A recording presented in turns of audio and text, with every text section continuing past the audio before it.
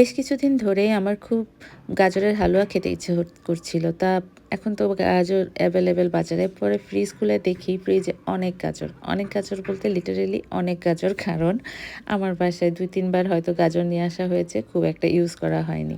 কিন্তু আনতেই আছে।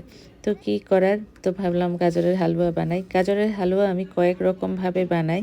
তো আজকে বানালাম একটু অন্যরকমভাবে। খুব দ্রুতই হয়ে গেছে এটা। আপনারাও চাইলে এভাবে বানাতে পারেন।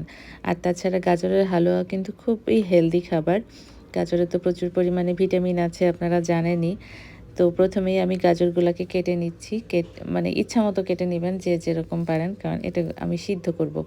একটু বেশি করে পানি দিয়ে অনেক সময় ধরে সিদ্ধ করব। সিদ্ধ করে পানিটাকে একদম শুকিয়ে নেব। তো সেজন্য একটা সাইজ মতো কেটে নিলেই হবে। এটার কোনো নিয়ম নাই। আপনার পছন্দ মতো কেটে নেবেন। এই তো আমি গাজরগুলাকে কেটে নিয়েছি।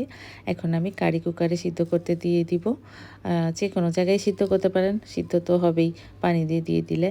এই যে আমি একটু পানি দিয়ে দিচ্ছি সিদ্ধ। এবার ঢাকনা দিয়ে এটাকে একটু সামান্য লবণ দিয়ে দিব এখানে। পরে আর লবণ-টবণ তাহলে ব্যবহার করা লাগবে না। আর মিষ্টি আইটেমে লবণ অনেকেই দেয় না।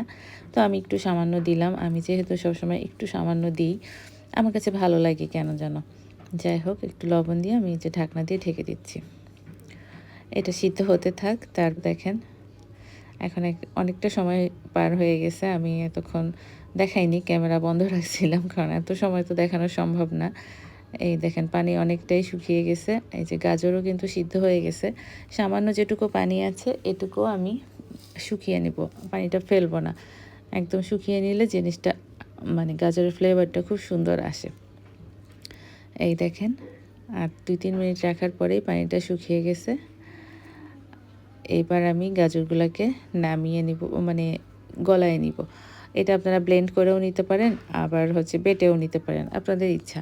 বাট আমি এতটাই নরম হয়েছিল গাজর, দেখেন এটাতে চাপ দিতেই গলে যাচ্ছে। তো আমি হাতের কাছে এটা ছিল, তো হামাল দিস্তার মানে কি বলে এটা, লাঠিটা, এটা দিয়েই করে নিচ্ছি। খুব ইজিলি হয়ে যাচ্ছিল, এটা দিয়েই করে নিচ্ছি।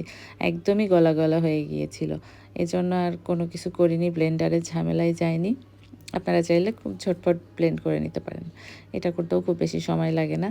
আবার কারো যদি ইচ্ছা হয় বেটেও করতে পারেন। আমি বাটাবাটির মধ্যে নাই। যাই হোক এবার চুলায় ফ্রাই প্যান দিয়ে দিলাম। আমার ওটা হয়ে গেছে ম্যাশ করা। এবার দিয়ে দিচ্ছি ঘি। হালুয়া বলতেই ঘি, ঘি ছাড়া হালুয়া হবেই না। তেল দিয়েও হয়, বাট আমার কাছে ঘি বেস্ট। আর ঘিয়ের ফ্লেভারটাও হালুয়ার সাথে সবচেয়ে ভালো যায়। তো ঘি দিয়ে দিলাম। ঘিয়ের মধ্যে দিয়ে দিচ্ছি 2 টুকরো দারচিনি আর 2 টুকরো এলাচ। এটা ফ্লেভারের জন্য। এটা দিয়ে একটু নাড়াচাড়া করে এর মধ্যে আমি দিয়ে দিব আমার এই ম্যাশ করে রাখা গাজরগুলা। এই যে গাজরগুলা দিয়ে দিচ্ছি। গাজরগুলা দিয়ে এটা একটু সুন্দর করে নাড়াচাড়া করব কিছু সময়। বাচ্চারা কিন্তু অনেক সময় সবজি খেতে চায় না। যেমন আছে না, অনেক বাচ্চাই সবজি খেতে পছন্দ করে না ভাতের সাথে বা রুটির সাথে। তখন কি করতে পারেন আপনারা, যেরকম হালুয়া বানিয়ে দিতে পারেন। গাজরটা খাওয়া তো খুবই দরকার, প্রচুর পুষ্টিগুণ সম্পন্ন একটা সবজি। তো সেক্ষেত্রে আপনারা গাজরের হালুয়া করে দিতে পারেন। মিষ্টি আইটেম যেহেতু বাচ্চারা একটু বেশি পছন্দ করে, এটা খেয়ে নিবে অনায়াসে।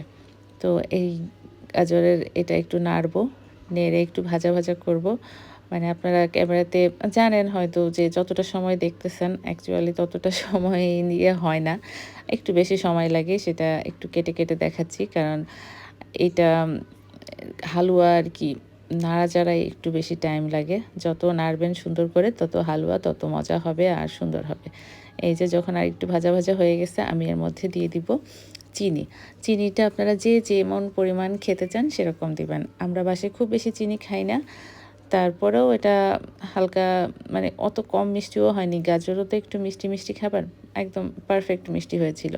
চিনি দেওয়ার পরে এটা একটু নরম হয়ে যাবে, কারণ চিনিটা গলে যায় তখন নরম হয়ে যায়। তো তখন এটাকে অনেক সময় নিয়ে একটু নাড়তে হবে। আর কন্টিনিউয়াসলি নাড়তে হবে, নাড়া বন্ধ করা যাবে না। কারণ নাড়া বন্ধ করলে নিচে থেকে লেগে যাবে, পুড়া হয়ে যাবে, পুড়া গন্ধ বের হয়ে যাবে, তখন আর এটা খেতে ভালো লাগবে না। হালুয়া মানেই নাড়ানাড়ি, নাড়তেই হবে কন্টিনিউয়াস। আর চুলার আঁচ অবশ্যই মিডিয়াম হিটে রাখতে হবে। যারা জানেন তারা তো জানেনই, যারা নতুন রাঁধুনি তারা একটু হলেও উপকৃত হবেন, সেজন্যই বলে দিচ্ছি। এবার দিয়ে দিলাম পাউডার দুধ। পাউডার দুধটাও আপনারা আপনাদের পরিমাণ মতো দিবেন। আমি একটু বেশিই দিলাম কারণ হালুয়ার মধ্যে একটু দুধ থাকলে ভালো হয়। আর হালুয়াটা যেহেতু আমাদের বাচ্চারাও খাবে, সবাই খাবে, একটু ভালো মতোই বানাই। আর দুধ খুব বেশি উপকরণ তো লাগে না, দুধ, চিনি আর গাজর। তো এজন্যই আমি দুধটা একটু বেশিই দিয়েছি। আর পাউডার দুধটা দিয়েও কন্টিনিউয়াস নাড়তে থাকবেন, তাহলে এই যে কোনো লাম্পস বা এই যে সাদা, সাদা হয়ে থাকবে না। ১ম মনে হবে সাদা, সাদা হয়ে আছে, কিন্তু এটা কন্টিনিউয়াস নাড়তে, নাড়তে একটা সময় দেখবেন ওটা সব মিশে গেছে। আর আমি এখানে কোনো প্রকার ফুড কালার বা কিছু ইউজ করিনি। তারপরেও দেখেন গাজরের কালারটা কি সুন্দর হয়েছে হালুয়ার। একদম গাজর কালার, মানে গাজরের যেই ন্যাচারাল কালারটা, সেই কালারটাই হয়ে যায় শেষ পর্যন্ত। আমি ফুড কালার খুব একটা কোনো কিছুতে ইউজ করতে পছন্দ করি না। তবে হ্যাঁ, মেহমান-টেহমান আসলে যখন অনেকের জন্য কিছু করি, কালারফুল করলে দেখতে ভালো লাগে, সেই সময় ইউজ করি। তো এই হালুয়াতে কোনো প্রকার ফুড কালার বা কিছু নাই। একদম ফ্রেশ। এই যে নাড়তে, নাড়তে এবার আমার হালুয়া হয়ে গেছে। যখন দেখবেন এই অবস্থায় আসছে, একদম সুন্দর একটা কালার প্লাস হচ্ছে খুব স্মুথ হয়ে আছে, তখন আমি একটু টেস্ট করে নামিয়ে ফেলবো। টেস্ট করে দেখবো আর কি মিষ্টি বা সবকিছু ঠিকঠাক আছে কিনা। যদি না থাকে তাহলে আরেকটু মিষ্টি দিব। কারণ হালুয়া তো একেবারে মিষ্টি না হইলেও আবার খাওয়া যাবে না। একটু মিষ্টি খাবার, মিষ্টি হইলেই ভালো লাগে। যাই হোক, বাচ্চারা যখন সবজি-টবজি খেতে না চায়, এভাবে হালুয়া বানায় দিতে পারেন। এভাবে কিন্তু মিষ্টি কুমড়ারও হালুয়া বানানো যায়। যাই হোক, সবাই এভাবে একবার হলেও ট্রাই করবেন। এখন গাজরের সিজন থাকতে, থাকতেই আমার তো খুব ভালো লেগেছে। আমার বাসার সবাইও খুব পছন্দ করেছে। আপনারাও এভাবে ট্রাই করবেন। খুব ঝটপটি হয়ে যাবে। আর খুব বেশি উপকরণ লাগেও না। ঘরে থাকা উপকরণ দিয়েই হয়ে যায়। সবাই সুস্থ থাকবেন, ভালো থাকবেন। আল্লাহ হাফেজ।